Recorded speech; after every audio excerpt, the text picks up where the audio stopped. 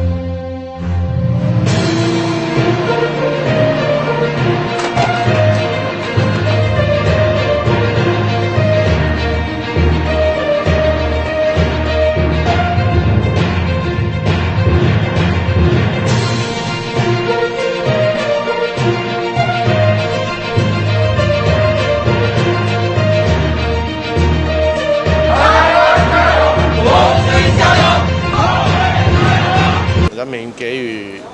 韩市长机会希望他能够好好做那假如人民当有一天觉得这个权利被辜负的时候，人民自然有权利行使罢免的权利，这些都是公民权。6月6号天气好然后这是我行使公民的权利，我应该会回去投票。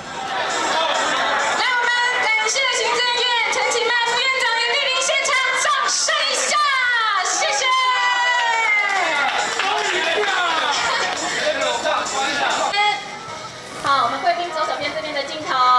您怎么看说高雄市长韩国瑜他道歉了？他道歉说他落跑选总统。对，应该他要对选民说明清楚嘛那选举的时候讲好像不是这样现在讲这样。我准备承担任何错误，我要做韩国不是谁的为我。越讲越兴奋，越讲越爽，都说把西装脱下来好不好？你们真这样生气啊！我想他应该还是要跟市民说明清楚。那这一年，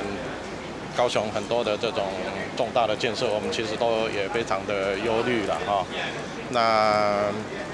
在整个选举的过程，他也讲了很多的承诺嘛那这些承诺是不是有兑现那是不是在过去的1年的时间让市政让很多市民很担心，这个都是他必须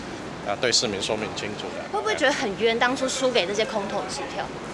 我想我们民主政治是人民是最后的决定嘛人民一旦做了决定，那我们就是接受那所以韩市长当选的时候，我也诚心诚意的祝福韩市长能够好好的做。那假如我们有需要我的地方，我们会全力帮忙。即使我不在高雄，那人民的权利也包括选举跟罢免那人民给予韩市长机会希望他能够好好做那假如人民当有一天觉得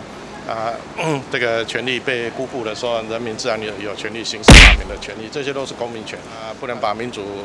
政治等同于劳民伤财嘛那这种评论，我觉得人民恐怕很难以接受了那选择一个好市长，或者是一个地方的首长或者是总统，这个都是人民公民权利的行使嘛当一个民选公职辜负人民期待的时候，自然而然根据法律的规定就可以来给予收回，这个都是民主政治的常态。6月6号天气好然后这是我行使公民的权利，我应该会回去投票。非常好，天气不好，谢谢，好，谢谢。